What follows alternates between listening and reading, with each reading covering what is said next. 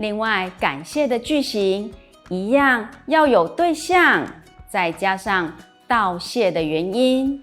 比如，你要说对象对你的好是曾经怎么样对你好，然后呢，最后要加上感恩的祝福词。我们来用题库的示范题来做说明哦。今日是教师节，向每个先生讲要个表示很的感谢。套用句型之后，我们就可以这样子来回答。对象是先生，是老师。道谢的理由呢，是感谢和教爱讲卡书。感恩的祝福词可以用教师节特特别呀，祝福先生教师节快乐。所以答案我们可以这么说：先生感谢很教爱讲卡书，教师节特特别呀，祝福先生教师节快乐。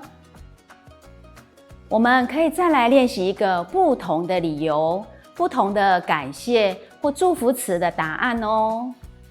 先生，我来很志同爱卡尔龙图，教师节特特别呀，希望先生身体康健，祝福先生教师节快乐。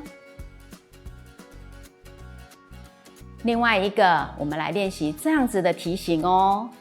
礼拜若是通过卡尔认真考试，很爱真感谢不啥，强中加贵书，对贵表示很的感谢。套用我们上面学到的句型，我们可以这样子回答：先生，礼拜爱通过初级认真考试。真感谢很，人用心教爱人讲卡书。